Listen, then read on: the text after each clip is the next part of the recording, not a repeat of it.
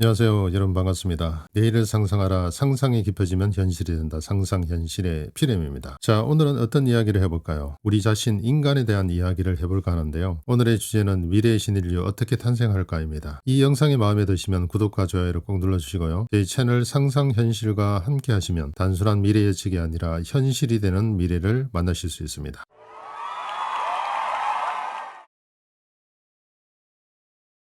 예언 예지자에 의하면 미래의 삶의 모습은 지금과는 많이 다르다고 하는데요. 가장 많이 언급하는 것 중에 하나가 지구의 환경 변화입니다. 극이동이 일어난 후 극한극수가 없어지고 공기도 정화되어 깨끗해진다고 하죠. 말 그대로 지구의 자연 환경이 인간이 살 수 있는 최적의 환경으로 바뀐다고 하는데요. 또한 사회 환경도 조화와 평화가 넘치는 지구의 모습을 그리고 있죠. 지금처럼 투쟁과 경쟁, 정오가 터져나오는 세상과는 달리 완전 정반대의 세상을 그리고 있습니다. 그렇다면 여기서 궁금한 게 지구의 환경이 조화롭게 평화롭게 바뀐다면 그 속에 사는 인간은 어떻게 되냐는 것이죠. 왠지 인간도 바뀌어야 된다는 생각이 들죠. 물론 예언 예지자들은 미래에 벌어질 인간의 변화에 대해 말하고 있는데요. 그것도 작은 변화가 아니고 인간이 탈바꿈할 정도로 큰 변화가 일어난다고 합니다. 고든 마이클 스칼리오는 인간의 수명이 지금보다 훨씬 더 늘어나고 텔레파시로 사람과 사람 사이에는 물론 사람과 동물 사이에도 텔레파시로 서로 의사소통을 한다고 하죠. 또 루스 몽고메리는 미래 인간은 오늘날의 인간과는 다른 신체 구조를 가진다고 하고 이 신인류는 투쟁과 정오에서 해방된다고 했습니다. 그렇다면 인간은 어떻게 지금과 다른 신체 구조를 가진 신인류로 탄생할 수 있을까요? 이것에 대해 예언 예지자들은 몇 가지 언급을 하고 있는데요. 20세기 미래 연구가 모이라 팀스는 초신성 폭발에 주목하고 있죠. 초신성 폭발 때 쏟아져 나오는 중성 미자 해일은 지구와 인간에게 충격을 준다고 하는데요. 이 충격으로 DNA를 자극하여 지구와 인간을 진화시킨다고 합니다. 1987년 2월 마젤란 성운 근처에서 초신성 SN1987A가 폭발하는데요. 그녀는 이 초신성 폭발이 지구와 인간 진화의 시작을 알리는 신호라고 했습니다. 초신성은 수명이 다한 별이 엄청난 폭발을 일으키는 건데요. 남은 핵은 중성자별이나 블랙홀이 되죠. 또 남은 잔해는 새로운 별이 탄생하는 모태가 되는데요. 이 초신성은 얼마나 큰 폭발인지 한 개 은하 전체에 필적하는 밝기로 에너지를 쏟아낸다고 합니다. 또 모이라 팀스는 지축에 대해서도 언급하는데요. 지축의 경사 각도에 따라 북극 성자가 바뀌고 지구와 인간이 받는 우주 에너지도 달라진다고 하죠. 그러니까 거기동은 단순한 물리적인 변화가 아니라 우주 에너지가 지구와 인간에게 더 잘 전달될 수 있게 한다는 겁니다. 다음은 포톤 벨트에 대한 이야기인데요. 포톤 벨트에 의하면 가까운 미래 우리 태양계가 포톤 벨트를 통과하면서 미래 신인류가 탄생한다고 하죠. 포톤 벨트는 플레이아데스 성단에 있는 거대한 도는 모양의 빗덩어리인데요. 광자대 깨달음의 띠라고도 합니다. 우리 태양계와 포톤 벨트는 서로 가까워지고 있는데요. 가까운 미래에 태양계가 이 포톤 벨트를 통과하면서 인간은 새로운 몸으로 완전히 탈바꿈하게 된다고 하죠. 이때 DNA 구조가 바뀌어 3차원의 물질 세계에 속박된 인간에서 5차원의 인간으로 업그레이드 된다고 합니다. 또 역학의 원리로 미래의 소식을 전한 타너스님의 말씀 속에도 미래 신인류에 대한 내용이 있는데요. 간단하게 정리하면 지축이 23.5도 기울어진 지금은 지구도 인간도 미성숙한 단계이고 앞으로 지축이 바로 서면 지구도 인간도 성숙하게 된다는 내용이죠. 그런데 지축이 바로 서는 것하고 인간이 성숙하는 것하고 무슨 상관이 있냐고 따질 수도 있는데요. 상관이 있습니다. 지구를 둘러싼 시공의 환경이 바뀌기 때문에 지구에 사는 인간도 이 영향을 받을 수밖에 없죠. 그런데 지축이 바로 서면 왜 지구도 인간도 성숙하게 되냐 궁금하죠. 그것은 음양의 균형이 맞기 때문인데요. 지축이 이루어졌을 때는 양의 기운이 음의 기운보다 많아 음양의 균형이 무너져 있죠. 이런 환경에서 태어난 인간은 미성숙할 수밖에 없다는 거고요. 반면 지축이 바로 서면 음양의 균형이 조화를 이루게 되니까 이런 환경 속에서는 성숙한 인간이 태어난다는 말입니다. 또 타너스님은 지축이 23.5도 기울어져 있을 때는 윤달과 윤날이 생기고 지축이 바로 서면 지구가 정원 궤도로 운행하기 때문에 윤달과 윤날이 없어진다고 하는데요. 그러면서 또 이런 말씀을 하죠. 윤달과 윤날이 없어지면 인간 사회의 부정부패가 없어진다고요. 윤달과 윤날이 없어지면 인간 사회의 부정부패가 없어진다고? 이거 너무 논리적 비약 아닌가? 이런 생각을 할 수도 있는데요. 이게 무슨 말일까요? 부정부패는 좁은 의미에서는 인간이 일으키는 문제이지만 근원적인 문제로 들어가면은 지구가 처한 시공의 환경 때문이라는 겁니다. 물론 그렇다고 해서 부정부패를 일삼는 인간에게 잘못이 없다는 말은 절대 아니죠. 미성숙한 환경이라도 인간 도의를 벗어나 죄를 지으면 안 되는 거니까요. 다시 돌아갔어요. 타나스님은 윤달과 윤날이 없어지면 인간 사회의 부정부패가 없어진다고 했는데요. 무슨 뜻일까요? 윤달과 윤날이 없어지면 1년이 360일로 똑 떨어져 음양이 조화롭게 균형을 맞추게 됩니다. 다시 말해 지구의 시공 환경이 성숙하게 된다는 말인데요. 이런 성숙한 시공 환경 속에서 성숙한 인간이 태어나 태어나게 되고 그러면 부정부패는 지상에서 영원히 사라지게 된다. 이런 뜻입니다. 미국의 예언가 루스 몽고메리가 지구의 거기동과 더불어 지상에 우리를 에워싸고 있는 야수성과 탐욕이 말끔히 청소된다고 하고 오늘날의 인간과 다른 신체 구조를 가진 신인류는 투쟁과 정오에서 완전히 해방된다고 한 것은 같은 맥락이죠. 그렇다면 오늘날의 인간과 다른 신체 구조를 가진다는 것은 어떤 의미일까요? 먼저 동양의 역학에서 그 답을 찾을 수 있는데요. 역학에서는 인간의 체질을 사상으로 나누는데요. 크게 태양인, 태음인, 소양인, 소음인 네 가지 체질로 나누죠. 이렇게 체질을 나누는 이유는 지구의 자전축이 기울어져 있기 때문인데요. 자전축이 기울어져 음양의 균형이 맞지 않고 한쪽으로 치우쳐져 있어서 그런 거죠. 이런 환경에서 태어난 사람은 목화, 토금수로 작용하는 장부 중에 토를 빼고 목화, 금수, 사상의 특정한 장부로 기운이 치우쳐져 태어나는데요. 그래서 태양에는 폐의 기가 강하고 태음에는 간의 기가 강하고 소양에는 비장의 기가 강하고 소음에는 신장의 기가 강하게 태어나죠. 그리고 또 중요하게 언급하는 내용이 있는데요. 우리 몸이 협착, 그러니까 너무 좁다는 거죠. 이게 무슨 문제냐 하면 오장육부를 담고 있는 우리 몸이 너무 좁기 때문에 오장육부의 오행기운이 충분히 조화롭게 작용하기 어렵다는 겁니다. 동양의 역학에서는 성숙한 인간, 완전한 인간을 음양합평지인이라 하는데요. 지금처럼 지축이 기울어져 오장육부의 기운이 한쪽으로 치우쳐져 태어나고 우리 몸이 좁아 오행작용이 충분하지 않는 환경에서는 태생적으로 인간은 음양합평지인으로 태어나기 힘들다는 겁니다. 그래서 오늘날의 인간과 다른 신체 구조란 말은 두 가지로 이해해 볼 수 있는데요. 하나는 우리 몸에서 오행작용이 조화롭게 일어날 수 있게 오장육부가 제대로 갖춰지고 오장육부를 담고 있는 몸이 흡수하지 않도록 키가 커지는 겁니다. 또 하나는 인체 DNA 구조가 바뀌어 3차원의 물질 세계에 속박된 인간에서 5차원의 인간으로 업그레이드 되는 건데요. 이게 무슨 뜻일까요? 현재 인간은 정신이 물질의 벽에 갇혀 있죠. 한마디로 영성이 완전히 죽어 있기 때문에 육신이라고 하는 물질의 벽을 뛰어넘지 못하는데요. 그래서 인간 사이에도 서로 진정한 교감을 나누기 어렵고 동식물과는 아예 소통을 할 수 없죠. 하지만 DNA 구조가 바뀌어 3차원에서 5차원 신인간으로 탈바꿈하게 되면 영성이 살아나 물질의 벽을 자유롭게 넘나들며 만물과 소통하며 살아가게 됩니다. 이런 미래의 신인류가 바로 음양화평지인이고 완전한 인간, 성숙한 인간인데요. 미래 지구의 시공 환경이 바뀌면 지금의 인간은 신인류로 모두 재탄생하게 됩니다. 물론 그 직전 시공 환경이 바뀌는 큰 변화가 있을 때 인류에게 큰 고통이 닥치지만 그 너머에는 이런 희망이 기다리고 있습니다. 오늘은 이만 마치겠습니다. 내일을 상상하라. 상상을 깊이 하면 현실이 된다. 상상현실의 피렘이었습니다. 다음 시간에 뵙겠습니다. 여러분 감사합니다.